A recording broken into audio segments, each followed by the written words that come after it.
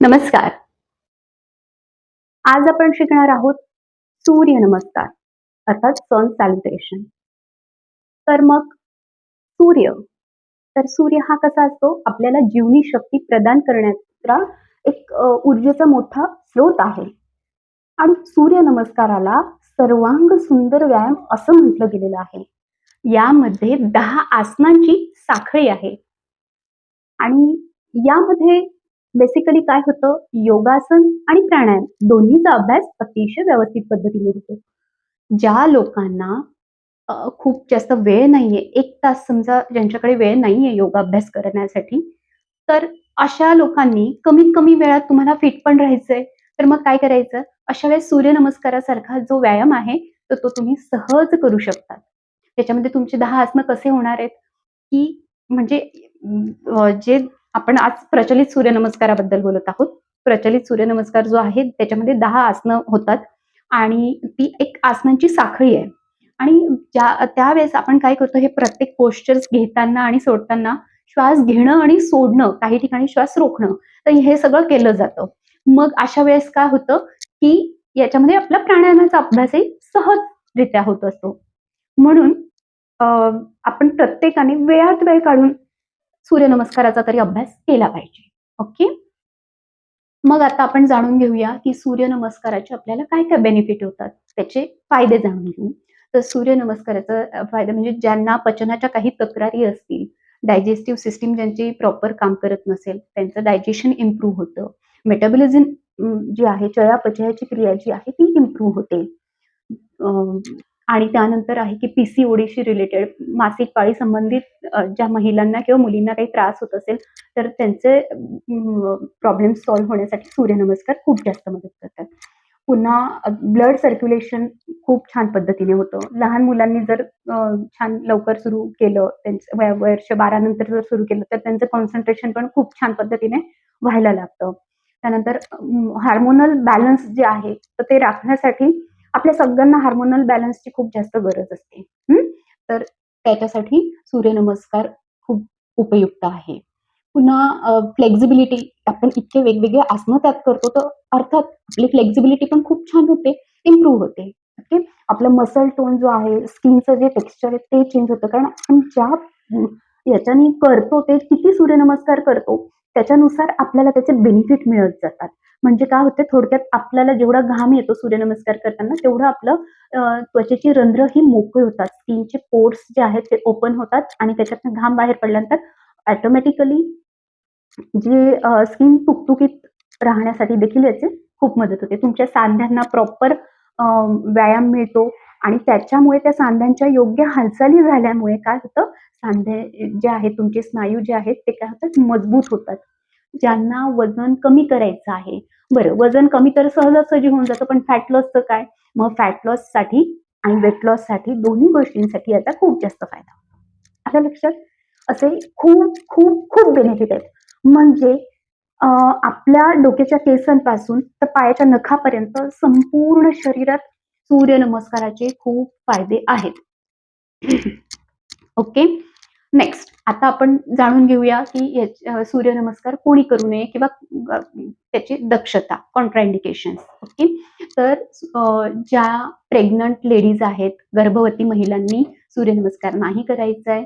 त्यांच्यासाठी वेगवेगळे आसनं असतात आणि ते अंडर गाईडन्स झाले पाहिजे म्हणून. हार्निया ज्यांना असेल त्यांनी करायचं नाहीये. ज्यांना मणक्याचे काही मोठे आजार आहेत, विकार आहेत त्यांनी करायचं नाहीये.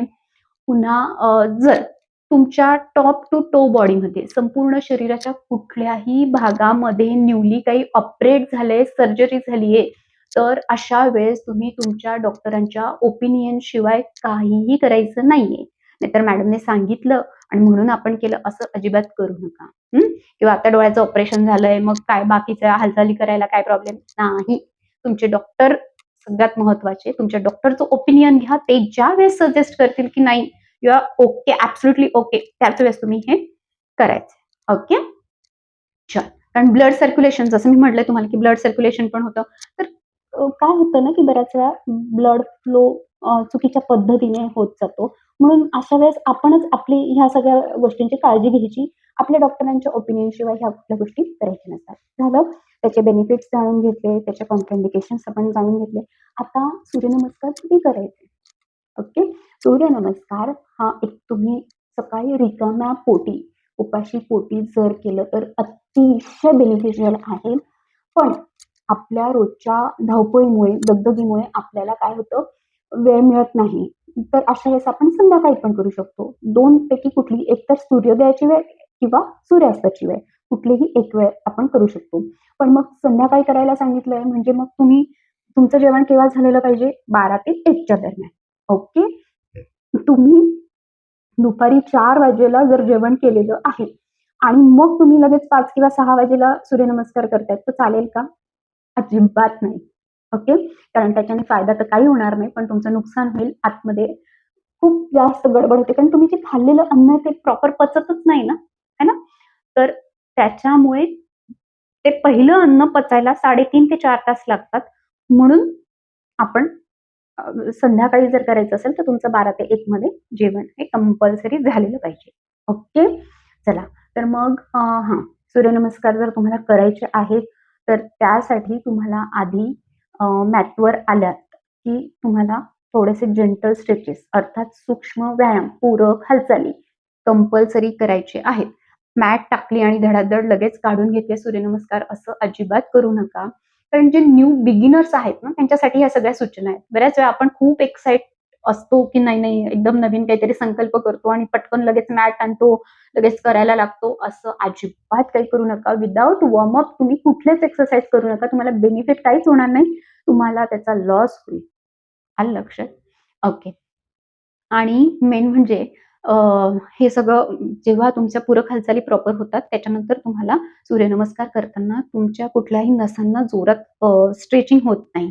त्याच्यामुळे प्रॉपर तुमचा एक फ्लो बनतो आणि तुम्हाला अतिशय फ्रेश वाटायला लागतं. ओके. चालेल. आता मी सिटिंग पोझिशनमध्ये होती, बैठक स्थितीत होती. आता आपल्याला दंड स्थितीत यायचंय. स्टँडिंग पोझिशनमध्ये आपण समजून घेऊ आधी. ओके. हा माझा सूर्यनमस्काराचा चार्ट आहे आणि याच्यामध्ये 10 आसनांची ही साखळी आहे. जिथे की हे पहा, इथे सगळ्यात पहिलं आहे ही नमस्कार स्थिती. याच्यामध्ये काय केलंय पूरक.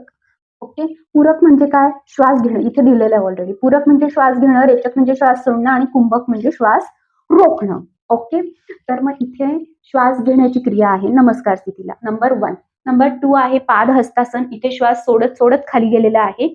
नंबर 3 आहे अ, इथे अश्वसंचालन पोझिशन आहे. ओके. याला श्वास घेत, घेत ही अश्वसंचालन स्थिती आहे. नंबर 4 याला आहे दंडासन किंवा प्लॅंक पण म्हणतात. ओके. इथं काय रिटेन्शन केलेलं आहे म्हणजेच कुंभक केलेलं आहे. ओके. इथे कुंभक श्वास रोखायचा कारण जेव्हा तुम्ही एखादं पोश्चर होल्ड करतात ना, त्यावेळेस काय होतं तुम्हाला श्वास रोखायला अ, लागतो. ओके. ठीक आहे. नंतर आहे नंबर 5 ही काय अष्टांग स्थिती आहे. हे श्वास सोडत, सोडत जमिनीकडे जायचंय. हा बघा, हा इथे नाभीचा भाग जो आहे तो जमिनीपासून हलका वर आहे. ओके. नंतर नंबर 6 ची पोझिशन आहे, नंबर 6 ची पोझिशन आहे भुजंगासन स्थिती. ओके. भुजंगासन. इथे श्वास घेत, घेत जमिनीपासून पुन्हा वर यायचंय. नंतर पुन्हा जमिनीकडे नंबर 7 अधोमुख श्वानासन किंवा याला पर्वतासन देखील म्हटलं जातं. मग हे काय इथं काय श्वास रोखलेला आहे. ओके. कुंभक केलेलं आहे. देन नंतर नंबर 8 ची पोझिशन. नंबर 8 अश्वसंचालन. वन्स अगेन अश्वसंचालन. तुम्ही ते बघू शकताय नंबर 8 आणि नंबर 3. ओके. 3 आणि 8 ला दोन्ही ठिकाणी सेम पोझिशन आहे. ओके. इथं पहिल्या याला सुरुवात करताना पूरक केलेलं आहे. ओके. आणि याला कुंभक आहे. ओके. इथे श्वास रोखलेला आहे. त्यानंतर नंबर 9 ची पोझिशन जी आहे पुन्हा पादहस्तासन. आता नंबर 9 आणि नंबर 2 दोन्ही अगदी सेम आहे. 2 आणि 9 नंबरची स्थिती अगदी सेम आहे. पादहस्तासन स्थिती. ओके. 8 आणि 3 सेम आहे. 9 आणि 2 सेम आहे. आता 10 नंबर 10. ओके. इथं आहे नमस्कार स्थिती पूर्ण. ओके. इथे पण श्वास घेतलेला आहे आणि इथे पण श्वास घेतलेला आहे. Okay. Number 10 and 1. Okay. Both are the same. Okay. Then next आहे आपल्याला जर सूर्यनमस्कार करायचेच आहेत, मंत्रपाठ नसतील तर पाठ करून घ्या. सगळ्यात बेस्ट हा मंत्र आहे. म्हणजे तुम्हाला हळू-हळू ते बट प्रॅक्टिस, कारण प्रॅक्टिस गेम आहे हा सगळा. ओके. तर हा इथे हे सूर्याची नावं आहेत आणि मग ह्या मंत्र सहित जर आपण सूर्यनमस्कार केले तर आपल्याला त्याचे कैक पटीने फायदे मिळतात. ओके. चलो नेक्स्ट. हे सगळं झालं, आता आपण जाणून घेतलं. मग सूर्यनमस्कार करताना सगळ्यात महत्वाची काळजी काय घ्यायची, तर तुमची मॅट ही कशी असली पाहिजे, प्रॉपर योगा मॅट असली पाहिजे. त्याच्याने काय होतं, तुमचे एक एक पोस्चर्स खूप छान पद्धतीने होतात. होल्डिंग करताना तुमचा हात घसरत नाही, पाय घसरत नाही, है ना? तर एक एक पोस्चर तुमचं याच्यामध्ये अगदी अप टू दी मार्क यायला मदत होते आणि तुम्हाला कंटाळवाणं पण वाटत नाही. ओके.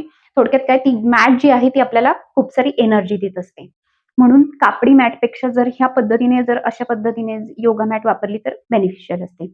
मग सूर्यनमस्कार करायचा आहे तुम्हाला, तर इथे मध्ये उभं राहून चालणार नाही, कारण काही पोस्चर्सला आपले पाय इथून जर सुरुवात केलं तर काय होतं, पाय मागे जातात. मग अशा वेळेस काय होतं, इथल्या मॅटचा उपयोग नाही होत. म्हणून अगदी पुढे पण जायचं नाहीये मॅटच्या आणि एकदम मधोमध पण उभं राहायचं नाही. पुढे थोडीशी जागा सोडायची आहे, थोडी स्पेस इथे सोडून द्यायची आणि मग उभं राहायचंय. ओके. चलो लेट्स स्टार्ट. आय होप एवढं तुम्हाला बरोबर लक्षात आलं असेल. ओके. चलो नेक्स्ट. दोन्ही पायात अगदी हलकसं डिस्टन्स ठेवलेलं आहे मी. केवढ्या डिस्टन्स आहे जस्ट चेक. ओके. बस दोन्ही पायात हलकसं डिस्टन्स आहे. ओके. एकदम पूर्ण पॅक पण नाही राहायचंय आणि खूप जास्त डिस्टन्स पण नका ठेवू. स्लाइटली. ओके. नॉर्मल. ओके. चलो. स्लाइटली डिस्टन्स ठेवायचंय. पाम टुगेदर, दोन्ही हातांची नमस्कार स्थिती. आधी एक लांब श्वास घ्यायचा आहे आणि एक लांब श्वास सोडायचा आहे. ओके. विथ मंत्र चॅन्ट आपण करणार आहोत. ओम ह्रां मित्राय नमः. 1 देन 2 पादहस्तासन. आपले दोन्ही हात मॅटला टच करण्याचा आपल्याला पूर्ण प्रयत्न करायचा आहे. जर तुम्हाला इथे ताण जास्त वाटत असेल, तुमचे हात टेकत नसतील, पोटाचा भाग वाढलेला असेल, तर अशा वेळेस काय होतं, हात नाही जात किंवा स्पाईनची फ्लेक्झिबिलिटी नसते, म्हणून आपले हात खाली जात नाही. अशा वेळेस काय करायचं, हलकेसे नी बेंड करायचे, गुडघ्यातनं हलकेसे दुमडायचे. ओके. Number 2 position. ओके. पादहस्तासन स्थिती. अँड देन नंबर 3 अश्वसंचालन पोझिशन. ओके. येस. आता मागे पहा, माझ्या पायाची बोटं फोल्ड केलेली आहेत. ओके. अँड नंबर 4 हे आहे दंडासन अर्थात प्लँक पोझिशन. यावेळेस आपल्याला श्वास रोखायचा आहे. Okay. Toe to heel align and try to make a balance. Okay. चलो नेक्स्ट आहे अष्टांग स्थिती. अष्टांग साठी तुमच्या हातांमध्ये तेवढी स्ट्रेंथ नसेल तर तुम्हाला सावकाश पहिले खाली जायचंय आणि मग हलकासा नाभीचा भाग वर उचलून घ्यायचा आहे. तुमचं कपाळ जमिनीला टेकलेलं असेल. ओके. नंबर 6 भुजंगासन. Okay. Inhale. Okay. Number 7 arm straight, leg straight, spine straight. Okay. इथे श्वास थोडा रोखायचा आहे. अँड नंबर 8 अश्वसंचालन पोझिशन. नंबर 9 पादहस्तासन. अँड नंबर 10 श्वास घेत सरळ नमस्कार स्थिती पूर्ण. ओके. चलो. आय होप तुम्हाला नक्कीच कळलं असेल, समजलं असेल. ओके. आणि तो लागा अभ्यासाला. अगदी कमीत कमी वेळात जास्तीत जास्त बेनिफिट कसे मिळवायचे हे पण मी तुम्हाला एक्सप्लेन करून सांगितलंय. पण खऱ्या अर्थाने जेव्हा तुम्ही मॅटवर डेली बेसिसवर करतात, तुमच्या दिनचर्येमध्ये सूर्यनमस्कारासारख्या सर्वांग सुंदर व्यायामाचा अंतर्भाव करतात, त्यावेळेस तुम्हाला अनुभव खूप चांगल्या पद्धतीने येतात. ओके. चलो. Thank you so much to listening me very patiently and politely. ओजस्वी भव, तेजस्वी भव. Happy learning.